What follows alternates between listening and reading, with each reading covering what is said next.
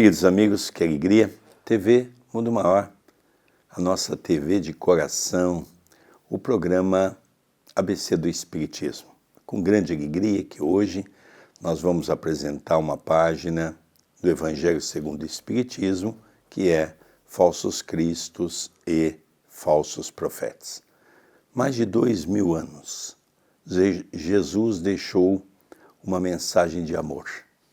E até hoje, nós vemos o quanto as religiões abusam do cristianismo. André, tudo bem com você?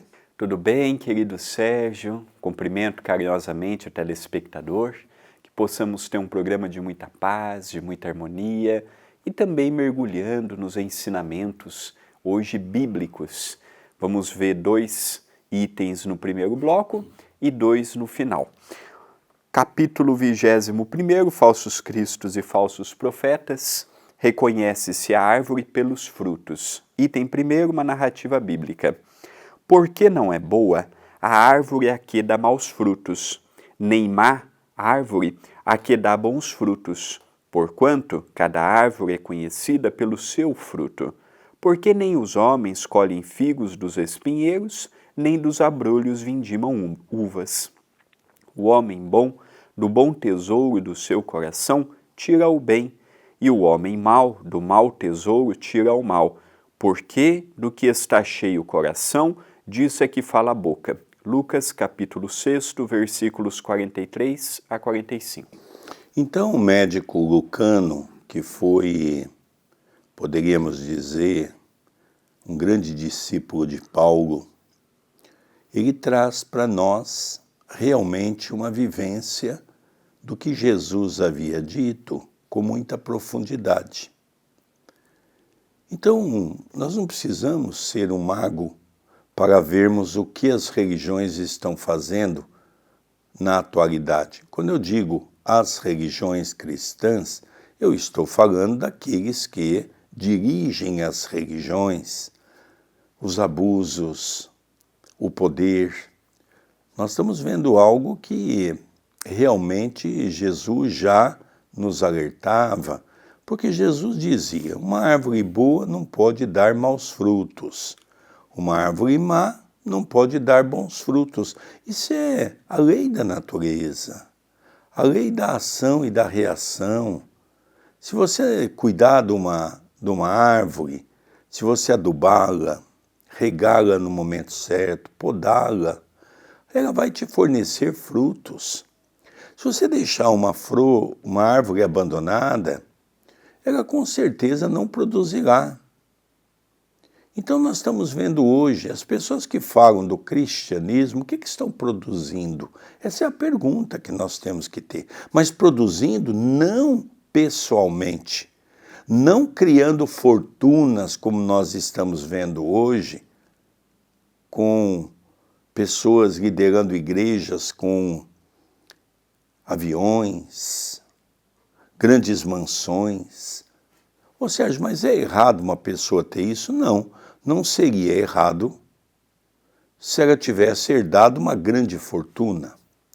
Não seria errado se ela tem uma empresa, um trabalho, e vive do seu trabalho, e o cristianismo é para ela um artigo de fé, aonde ela vai colocar a sua tendência religiosa.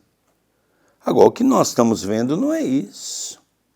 São os falsos cristos, os falsos profetas, pessoas que dizem falar com Deus, imagina, que dizem falar com Jesus. Será mesmo que Jesus se aproxima perto dessas pessoas, André?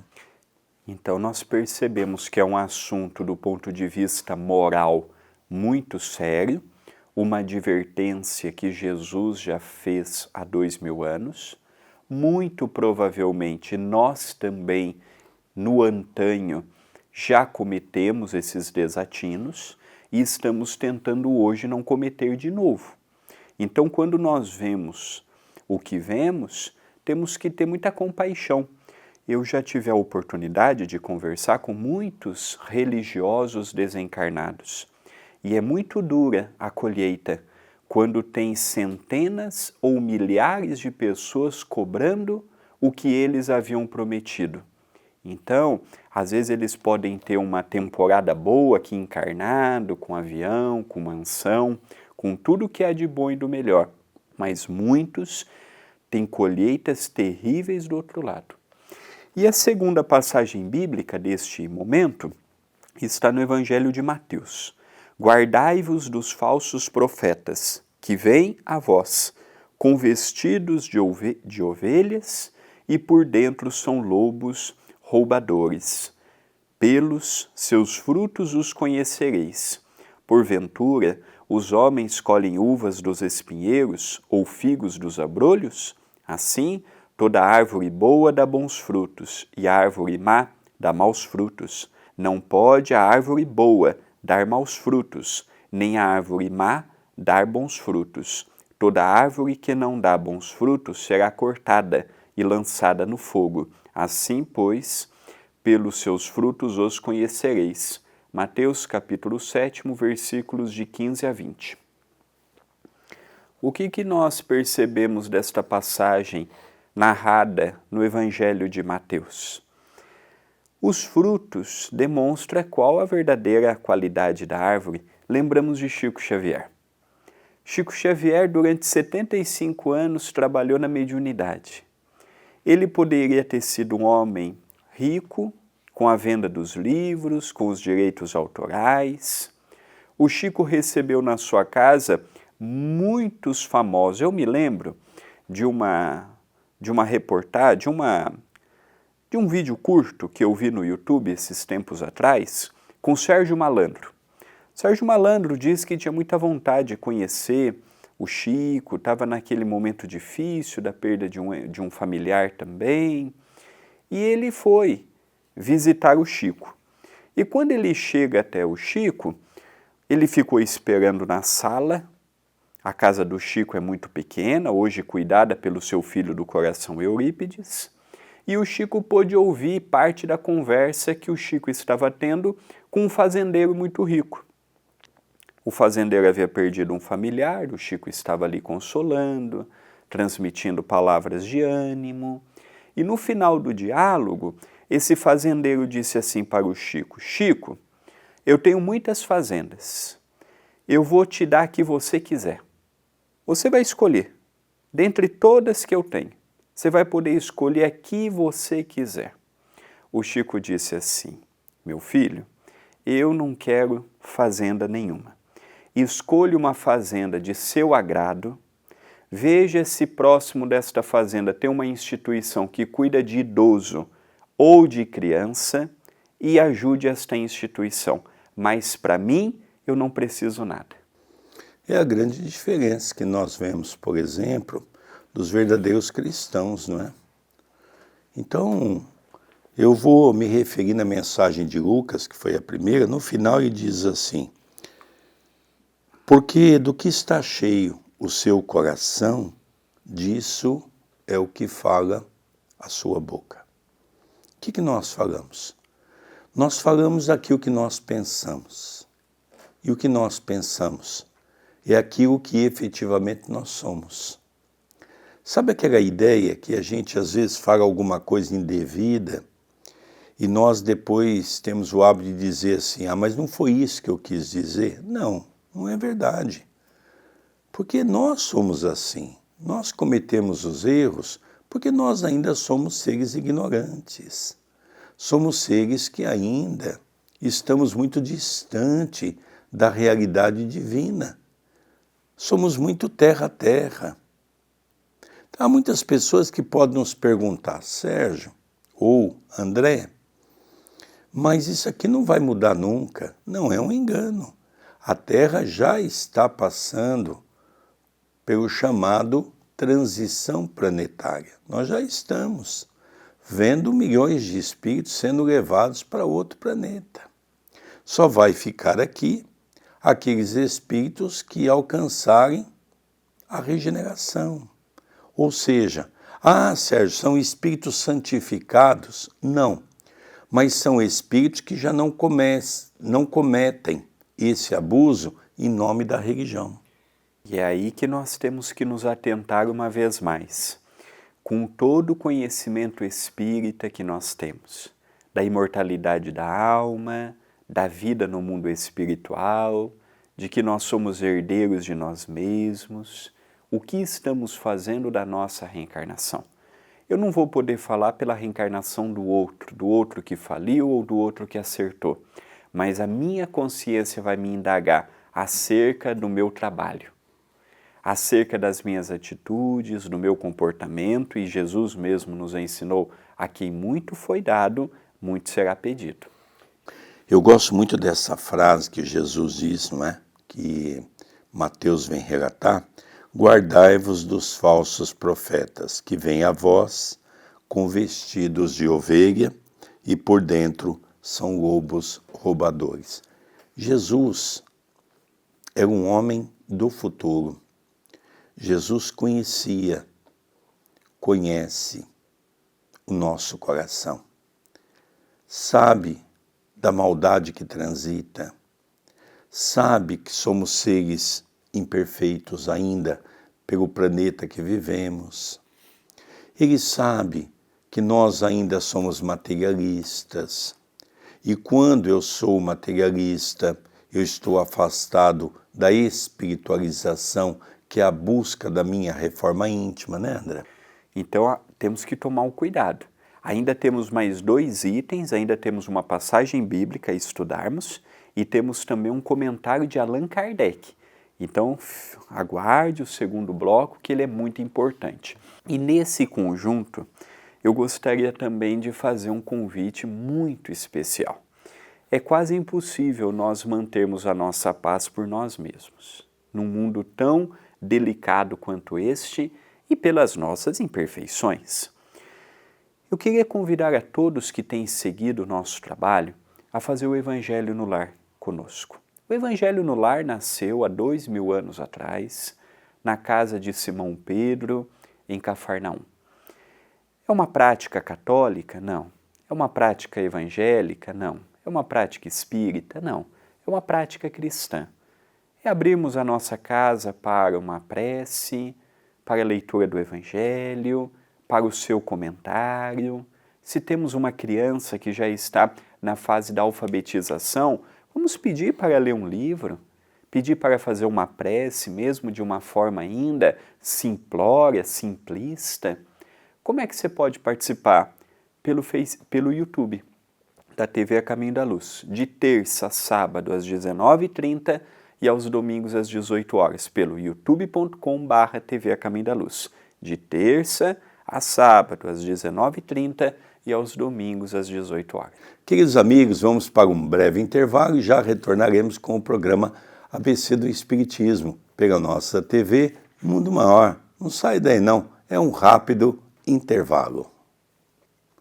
Queridos amigos, já retornamos com o programa ABC do Espiritismo, levando sempre uma mensagem de esperança, que é a proposta que o professor Allan Kardec, aureolado pelo plano espiritual maior, inclusive pelo Espírito da Verdade, que é o próprio Jesus, vem nos trazer o despertar da fé, vem nos trazer o futuro através da elaboração da continuidade da vida do Espírito, a elaboração de nossos caminhos que vamos fazendo a cada dia, escrevendo uma página no livro da vida. Nós estamos estudando o capítulo Falsos Cristos e Falsos Profetas. Se conhece a árvore, e essa passagem é lindíssima, pelos seus exemplos, se conhece a árvore por aquilo que ela produz.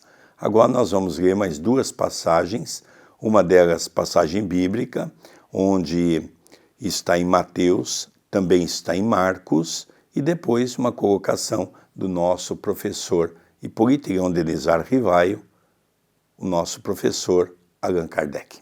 Primeiro, então, a citação bíblica, item 3º. E respondendo Jesus lhe disse: Vede, não vos engane alguém, porque virão muitos em meu nome, dizendo: Eu sou o Cristo, e enganarão a muitos. E levantar-se-ão muitos falsos profetas, e enganarão a muitos. e porquanto multiplicar-se-á a iniquidade, se resfriará a caridade de muitos, mas o que perseverar até o fim, esse será salvo.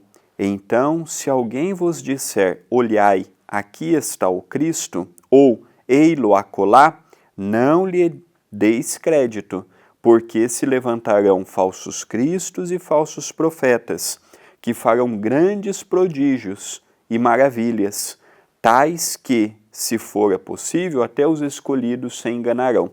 Está no Evangelho de Mateus, com semelhança no Evangelho de Marcos. Jesus ele é enfático quando ele pede cuidado, atentai, e aqui ele fala, até os escolhidos poderão ser enganados. Até os previdentes, os cuidadosos, os cautelosos poderão ser enganados. Lembremos que nós estamos falando de espíritos extremamente com uma perspicácia muito grande. Esses que procuram se passar como os falsos cristos, os falsos profetas, os falsos religiosos, têm uma inteligência aguçada, têm magnetismo, têm o dom da oratória, de bobos e ingênuos eles não possuem nada, tudo o que fazem é premeditado, têm consciência do que estão fazendo e, quando não uma consciência plena, são alimentados por grandes inteligências diabólicas. Ali das trevas, do abismo, que tem neles grandes referenciais para manter um grupo grande de pessoas cativos da ignorância, da falta de espiritualidade, ainda atrelados ao materialismo. Então nós vemos aqui que o que Jesus fala, apesar do conteúdo ser fácil de ser entendido, é um problema muito grave que envolve regiões extremamente delicadas e são espíritos que se preparam por muito tempo para desenvolver a tarefa que desenvolvem. Interessante, quando nós vamos para a Europa, nós percebemos que a grande maioria dos europeus, como um todo, o velho continente, as pessoas são ateus. E a gente fica pensando, por que as pessoas foram perdendo a fé, foram ficando descrentes? E quando nós estudamos a história das religiões, nós vamos ver que não é difícil nós entendermos os grandes abusos que as religiões cristãs se meteram. Vamos relembrar, o cristianismo redivivo começou de maneira belíssima, mas perseguidos, num determinado momento. Logicamente veio aquelas inteligências que diz, a gente não pode brigar com os mais fortes, vamos se unir a eles. Começaram a se unir aos reis. Daqui a pouco já tinha reis sendo papa. E assim foi a história. Aí nós começamos a ver as cruzadas, chamada Guerra Santa, que foi uma das grandes calamidades da humanidade, as lutas entre os católicos, os cristãos e os muçulmanos. Então nós tivemos a Inquisição, a segunda fase. Depois da Inquisição, nós tivemos a escravatura, que durante todos esses séculos a igreja estava por trás da venda e compra de escravos. E além disso, para piorar toda uma situação, nós tivemos a Primeira Guerra, a Segunda Guerra, onde as religiões estavam ali, não é, juntos. Então nós percebemos como é que nós vamos acreditar numa religião, como é que nós vamos acreditar naquele Jesus que vem falar de paz se nós pregamos a guerra. É muito difícil. E agora nós vamos ver uma colocação do professor Allan Kardec. Item 4. Atribui-se geralmente aos profetas o dom de revelar o futuro, de maneira que as palavras profecia e predição se tornaram sinônimas. No sentido evangélico, a palavra profeta tem uma significação mais ampla, aplicando-se a todo enviado de Deus, com a missão de instruir os homens e de lhes revelar as coisas ocultas, os mistérios da vida espiritual. Um homem pode, portanto, ser profeta sem fazer predições. Essa era a ideia dos judeus no tempo de Jesus. Eis porque, ao ser levado perante o sumo sacerdote Caifás, os escribas e os anciãos que estavam ali reunidos lhe cuspiram no rosto e lhe deram socos e bofetadas, dizendo: Cristo, profetiza e dize quem foi que te bateu. Houve profetas, entretanto, que tiveram a presciência do futuro, seja por intuição ou por revelação providencial, a fim de transmitirem advertências aos homens. Como essas predições se realizaram, o dom de predizer o futuro foi considerado como um dos atributos da qualidade de profeta. Então nós vemos que essa passagem é muito interessante. Eu acho que nós precisamos refletir um pouquinho para entender um pouco a Bíblia, né? Então quando ele diz que essa era a ideia dos judeus no tempo de Jesus, eis porque ele foi levado ao sumo sacerdote. Os escribas e os anciãos que estavam ali reunidos, lhe cuspiram no rosto e lhe deram socos e bofetadas. Qual que era a ideia deles? Espera um pouco, esse homem fez tanto milagre, esse homem fez tantas coisas na humanidade, que se a gente apertar ele, com certeza ele vai mostrar a sua grandeza para os poderosos. E o que passou a ocorrer? Jesus se entrega mansamente. Jesus aceita com resignação. Talvez aqui foi a maior fúria das pessoas na sua época. Jesus, ele era uma pessoa de paz. Jesus, ele dominava o seu instinto, as suas ações. Jesus, ele não tinha mais aquele ímpeto guerrilheiro que nós ainda possuímos pelo nosso grau evolutivo. Jesus literalmente conseguia tomar uma bofetada de um lado e oferecer a outra. Jesus literalmente tinha essa capacidade. O que fizeram com Jesus naquela quinta-feira, naquela Páscoa, batendo nele, fazendo o que fizeram com ele, e quando ele está diante de Pilatos, ele não fala, não distrata ninguém, não acusa ninguém, não revela o que se passou, ele aceita o que se passou. Por isso que o mal sempre diz aquela ideia, tenta propagar aquela ideia que Jesus é frouxo, que Jesus é manso, que Jesus é covarde. Não, Jesus não foi nada disso. Só que se Jesus revelasse o contrário, Jesus não seria Jesus. E é por isso que hoje os grandes religiosos se aproveitam. São os mesmos anciãos, são os mesmos chefes das sinagogas da época do Cristo. São os mesmos. São os mesmos que bateram em Jesus. Porque hoje não estão na religião para divulgar Jesus. Estão na religião para divulgar o personalismo, para poder ter o poder, para poder ter a glória, não do Senhor, a glória do dinheiro. Então o que nós estamos vendo hoje é muito triste. Nós que podemos usar a nossa inteligência. Ah, Sérgio, mas o catolicismo, o evangelismo, o protestantismo, não, o movimento espírita também, tem muita gente abusando. Aonde está o povo, o homem se filtra. E aonde tem a possibilidade de dinheiro, ali está o homem. Então nós temos que tomar sempre cuidado, ver os frutos, analisar as pessoas que nós seguimos, lembrando que não tem ninguém perfeito, não tem ninguém desprovido ainda de... Nós ainda somos limitados, mas é procurar não deixar as nossas limitações falarem mais alto. André, como nós estamos caminhando agora para o final do nosso programa, né? Sempre uma alegria podermos apresentar um pouquinho também para o nosso telespectador que já nos conhece, o novo livro que você está lançando, que é o Menara do Amor. Eu queria que você falasse um pouquinho dessa obra, porque é uma obra interessante que vem trazer um pouco mais de informação do mundo espiritual, porque nós conhecemos muito pouco o mundo espiritual, não é verdade? É verdade. Nós hoje vamos falar um pouquinho do livro Almenária do Amor, o segundo livro do Espírito de Jerônimo Mendonça, pelo nosso intermédio. O primeiro foi Trabalhadores Invisíveis, Almenária do Amor, o segundo, e Em Outras Dimensões Espirituais, o terceiro.